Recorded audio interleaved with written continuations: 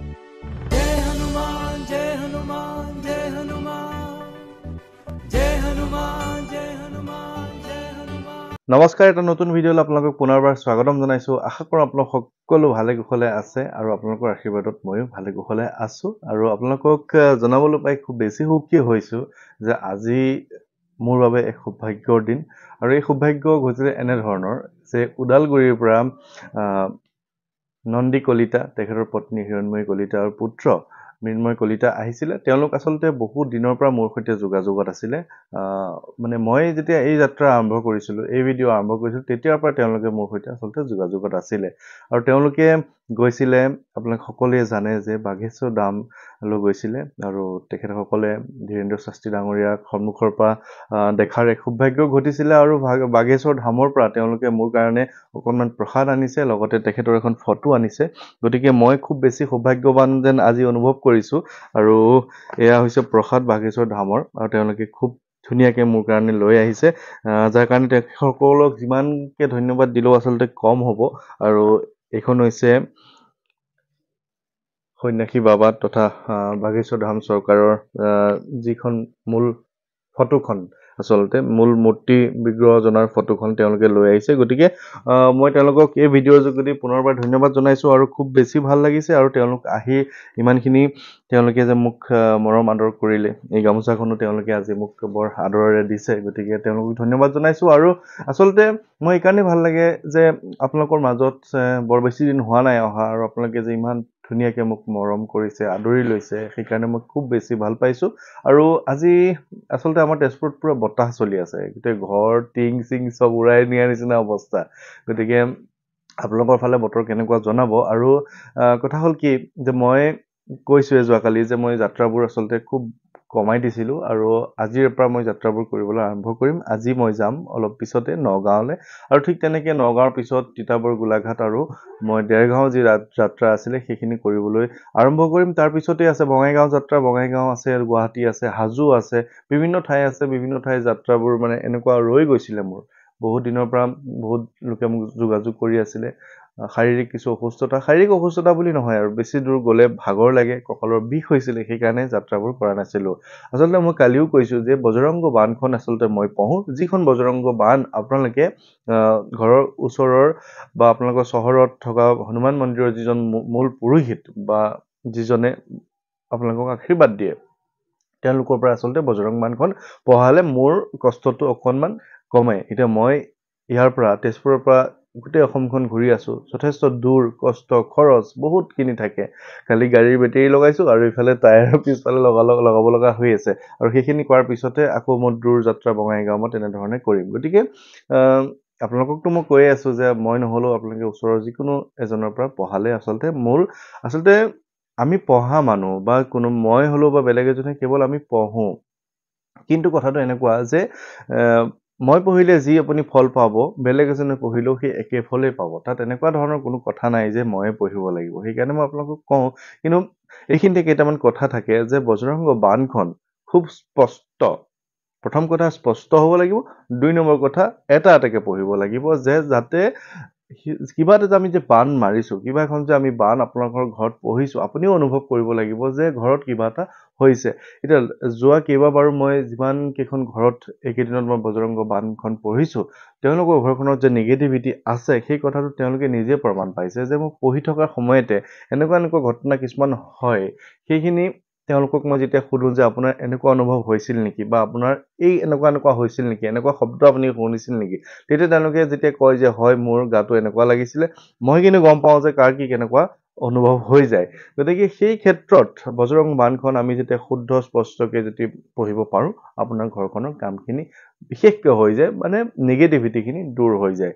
এতিয়া বহুত লোকে মোক তেওঁলোকৰ ভাল ভাল খবৰবিলাক দি আছে, খুব বেছি মই ভাল পাইছোঁ। সেইকাৰণে যে আপোনালোকে কিবা এটা ফল পাইছে, আৰু যাৰ দ্বাৰা আপোনালোকৰ বিভিন্ন সমস্যাবিলাক দূৰ হৈছে, সেই কথাটো আচলতে মই খুব বেছি ভাল পাইছোঁ। গতিকে আপোনালোকক মই পুনৰবাৰ ধন্যবাদ জনাইছোঁ যে আপোনালোকে আচলতে বেছি বেজালি কথাখিনি যে বৰ্তমান অসমত আপোনালোকে যিসকলে ভিডিঅ' চাইছে, 1% হ'লেও যে সেই ভণ্ডামিখিনি বন্ধ কৰিব পাৰিছোঁ, অকণমান হ'লেও যে সেই যিখিনি অন্ধবিশ্বাসৰ দ্বাৰা যে আপোনালোকৰ ঘৰখনত বহুত বেছি ক্ষতি কৰি আছে, তেনেকুৱা ধৰণৰ কিছুমান যে বন্ধ কৰাব পাৰিছোঁ সেইখিনি আচলতে মই খুব বেছি ভাল লাগে। আৰু এটা কথা আপোনালোকে মনত ৰাখিব যে এই গোটেই বিশ্ব ব্ৰহ্মাণ্ডত এক শক্তি কিন্তু আছে, যি শক্তিয়ে আপোনালোকক আচলতে আমাৰ এই যে কলিজাত হাওঁফাওঁটো আমাৰ যে ধপধপাই আছে, আমাৰ যে কলিজাখন ধপধপাই আছে, কিবা এটা শক্তিৰ না পেট্ৰল আছে, গাড়ী এখন পেট্ৰলত চলে, আমাৰতো ইয়াত তেনেকুৱা ধৰণৰ একো নাই, কেনেকে চলি আছে? এই গোটেইখিনি যে চালিকা শক্তিৰ কাৰণে কোনোবা এজনে যে আমাক শক্তি দি আছে, সেই কথাখিনি কিন্তু আমি মানি ল'বই লাগিব। আৰু সেই কথাখিনি বিজ্ঞানেও মানি লয়, সেই কথাখিনি বিভিন্ন ধৰণৰ ডক্টৰেও মানি লয়, ইঞ্জিনিয়াৰ মানি লয়, সকলোৱে মানি লয়। গতিকে আমি সদায় সেই কথাখিনি মানিব লাগিব যে আমি কাৰোবাৰ দ্বাৰাহে আমি চলি আছোঁ। আমি যিমান ডাঙৰ মানুহ নহ'লেও কিয়, আমি যিমান ধনী মানুহ নহ'লেও কিয়, আমাক নমাই দিবলৈ ভগৱানৰ বেছি সময় নালাগে। মই কওঁৱেই যে শনি ভগৱান হৈছে, শনি দেৱতা হৈছে আমাৰ কৰ্মফলদাতা। আমি যিয়ে কৰ্ম নকৰোঁ, আমাৰ ভাল বেয়া কৰ্মৰ কিন্তু ফল তেওঁ আমাক দেখায়েই। গতিকে মানে আশা কৰোঁ আপোনালোকে কথাখিনি ভালদৰে বুজি পায়, আৰু মই আপোনালোকক সহজ সৰল ভাষাত এই কথাখিনি ক'বলৈ সদায় চেষ্টা কৰি থাকোঁ। আৰু সেইকাৰণে মই মানে ভালো পাওঁ যে আপোনালোকে মোক যে এই কথাখিনিৰ পৰা আদৰি লৈছে। আৰু বজৰংগ বান্ধখন দ্বাৰা আপোনালোকৰ জীৱনত মই আশা কৰোঁ বহুত বেছি পৰিৱৰ্তন হওক, বহুত বেছি বেজালিখিনি ধ্বংস হওক, ঘৰখনত থকা ভূত প্ৰেতৰ সমস্যাখিনি ধ্বংস হওক। আৰু মই বহুত বেছি প্ৰমাণ পাইছোঁ, আৰু সেই প্ৰমাণ পোৱাৰ কাৰণে আচলতে আপোনালোকক কথাখিনি ক'বলৈ মই সুবিধা পাওঁ। আপোনাৰ ঘৰখনত যিমান যি বাধা নাথাকক কিয়, যিমান যি প্ৰব্লেম নাথাকক কিয়, সেই গোটেই প্ৰব্লেমখিনি আপোনাৰ পজিটিভিটিখিনি আনিবৰ কাৰণে বজৰং বান্ধখন হৈছে একদম উত্তম উপায়। আপুনি অন্য যিকোনো কৰি আপুনি প্ৰমাণ চাব পাৰে, আপুনি নিজে বজৰং বান্ধখন ঘৰত এবাৰ পঢ়ি প্ৰমাণ চাব পাৰে যে আপোনাৰ ঘৰখনত কিমান বেছি পৰিৱৰ্তন হৈ যায়। আৰু মই আপোনালোকক প্ৰত্যেক দিনাই হনুমান চালিচাৰ বিষয়ে ক'বলৈ আৰম্ভ কৰিছোঁ, বা হনুমান চালিচাৰ কথাখিনি কৈ আপোনালোকৰ মনটো সদায় পজিটিভ কৰিবলৈ মই চেষ্টা কৰি আছোঁ। আচলতে হনুমান চালিচাখনত কি আছে সেই কথাখিনি আপোনালোকে যেতিয়া বুজি পায়, তেতিয়া আপোনালোকে সেই কথাখিনি মানে আপোনাৰ ভক্তিখিনি বেছি আগবঢ়াই দিয়ে আপোনাৰ জীৱনত। আৰু এই কথাটো মই কেতিয়াও কোৱা নাই যে আপুনি হনুমান চালিচা পঢ়ক, আপুনি কেৱল হনুমানজীক মানক, বাকী ভগৱানখিনিক আপুনি নামানক, এনেকুৱা ধৰণৰ মই কেতিয়াও আপোনালোকক কোৱা নাই। আমাৰ মূল ভগৱান হিচাপে আৰাধ্য হৈছে শিৱ বা বিষ্ণু বা কৃষ্ণ।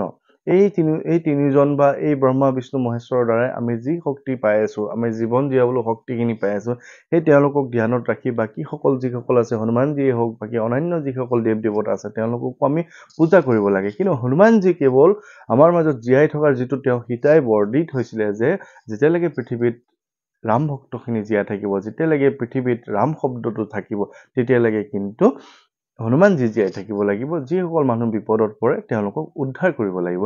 সেইকাৰণে তুলসীদাসে খুব ধুনীয়াকৈ হনুমান চালিচাখন লিখিছে।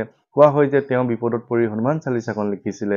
তেওঁ যেতিয়া বিপদ আহিছিলে, এই হনুমান চালিচাখন লিখাৰ পিছত, পঢ়াৰ পিছত তেওঁ সেই সমস্যাখিনি দূৰ হৈ গৈছিলে। আৰু সেইখিনিকে আমি পাই আছোঁ। আৰু তেনেধৰণে আপোনালোকে হনুমান চালিচা পঢ়ি বহুতখিনি পৰিৱৰ্তন জীৱনত পাইছে। এতিয়া মইনো কেনেকৈ কৈ থাকোঁ, এতিয়া মই তেজপুৰৰ এই ৰুমটোত বহি বেলেগ ঠাইৰ কথাখিনি কেনেকৈনো কৈ থাকোঁ। মোক তেওঁলোকে জনায়, বা মোৰ সৈতে বহুত লোক যোগাযোগত আছে, তেওঁলোকে মোক প্ৰায়ে জনাই থাকে যে এনেকুৱা ধৰণৰ কিছুমান মানে ফল পাইছে। বহুতে বজৰং বান্ধখন পঢ়ি অহাৰ পিছত বিভিন্ন ধৰণৰ ফল পাইছে। তাৰ মাজতো কিছুমান কথা থাকে। যোৱাকালি মোলৈ এটা ফোন আহিছিলে, যিটো ফোনে মোক আচলতে অলপমান চিন্তাত পেলাই দিছিলে। সেই ফোনটো এনেকুৱা ধৰণৰ আছিল যে মই নাম নকওঁ কোনে কৈছিলে, আৰু আপুনিও যদি মোৰ ভিডিঅ'টো চাইছে, মই আপোনাৰ কথাকে কৈছোঁ, কিন্তু আপুনি এইটো ভাবি নল'ব যে মই বেয়া কাৰণে কৈছোঁ বা আপোনাক বেয়া পাই কৈছোঁ। বিভিন্ন ধৰণৰ মনত প্ৰশ্ন আহে, আৰু সেই প্ৰশ্নবিলাক যেতিয়া মোক সোধে, আচলতে মোক সোধা প্ৰশ্নবিলাক আচলতে যুক্তিসংগত হ'ব লাগে। এতিয়া আপোনালোকে জানে যে মই আপোনালোকৰ ভালৰ কাৰণে কামখিনি কৰি আছোঁ।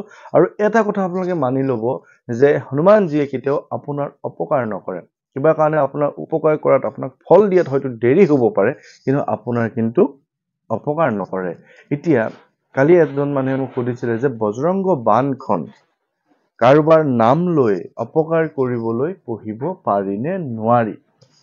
সেইটো এটা বৰ ডাঙৰ প্ৰশ্ন। এতিয়া তেওঁ চাগে অকণমান বেছি এনেকুৱা বেজালিক বিশ্বাস কৰে, কাৰোবাৰ নাম লৈ কাৰোবাৰ অপকাৰ কৰাত এইবোৰ কথাত চাগে বিশ্বাস কৰে। গতিকে তেওঁ মোক সুধিছিলে যে বজৰংগ বান্ধখন মই পঢ়িব বিচাৰোঁ কাৰোবাৰ নাম লৈ, যাতে তেওঁৰ অপকাৰ হয়। গতিকে সেই কথাটো একেবাৰে মনলৈ অনাটোৱে ভুল।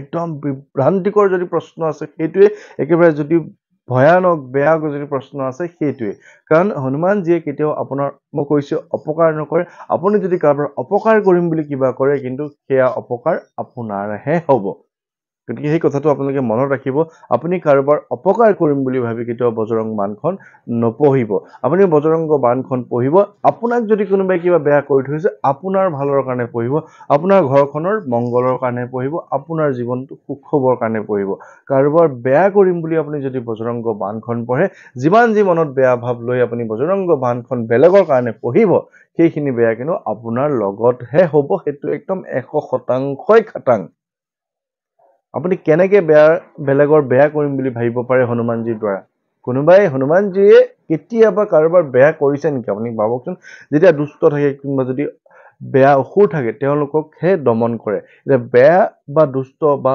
দানৱ কোনসকল যোনে বেলেগৰ বেয়া কথা ভাবে এতিয়া হনুমানজীক যদি বজৰংগ বাণখন এটা জৰিয়তে হিচাপে আপুনি ধৰি লৈ আপুনি কাৰোবাক বেয়া কৰিব বিচাৰে তেনেহলে আপুনি দুষ্ট দানৱৰ মাজৰে এজন হ'ল গতিকে ক্ষতিখিনি কিন্তু আপোনাৰহে হ'ব আপুনি যদি কোনো কাৰোবাৰ নাম লৈ পঢ়িব বিচাৰে আপুনি এটাকে পঢ়ক এটা কৰি পঢ়ক যাতে যিজন মানুহে আপোনাক বেয়া কৰি থৈছে তেওঁৰ অপকাৰ নহওক তেওঁক যাতে ভগৱানে সুমতি দিয়ক তেওঁ যদি মোক কিবা বেয়া কৰি থৈছে সেইখিনি যাতে বেয়া হৈ যাওক বা নষ্ট হৈ যাওক কিন্তু তেওঁৰ অপকাৰ নহওক তেতিয়াহে আপোনাৰ কিন্তু ফলখিনি পাব আপুনি কাৰোবাৰ বেয়া কৰিম বুলি কোনো কাৰণে কেতিয়াও বজৰং বাণখন নপঢ়িব ই আপোনাৰ কাৰণে এক ডাঙৰ ক্ষতি এটা সময়ত প্ৰমাণিত হ'ব আৰু আপুনি নিজেই গম পাব হনুমানজীয়ে কেতিয়াও কাৰো কোনো দিন বেয়া নকৰে আৰু সেই কাৰণে মই কৈছো আপোনালোকে বজৰং বাণখন নিজৰ ঘৰখনৰ ভালৰ কাৰণে পঢ়ক পৰিয়ালটোৰ উন্নতৰ কাৰণে পঢ়ক আপোনাৰ যদি ঘৰখনত কিবা বেয়া শক্তি আছে সেইখিনি যাবৰ কাৰণে পঢ়ক আৰু বজৰং বাণখনত বহুত কিবা শক্তি কথা লিখা আছে বহুত কিবা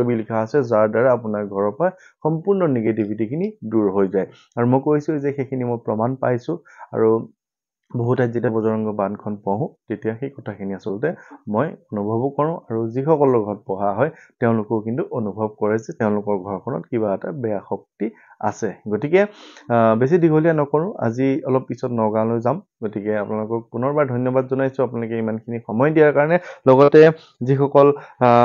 যিসকলে মোৰ নন্দী কলিতা আৰু তেখেতৰ পৰিয়ালে মোৰ কাৰণে ইমান সুন্দৰ এক মই পাহৰিব নোৱাৰা উপহাৰ তেওঁলোকে মোৰলৈ আনিলে তাৰ বাবে আপোনালোকক পুনৰবাৰ ধন্যবাদ জনাইছো আৰু আপোনালোক সদায় ভালে থাকক আৰু মই যাতে আগবাঢ়ি যাব পাৰো আপোনালোকে সদায় আশীৰ্বাদ কৰিব গতিকে ইমানেই কলো আৰু আপোনালোক সকলোৰে কুশল মংগল কামনা কৰি আজিৰ ভিডিঅটো ইমানতে সামৰণি কৰিছো ধন্যবাদ ভালে থাকিব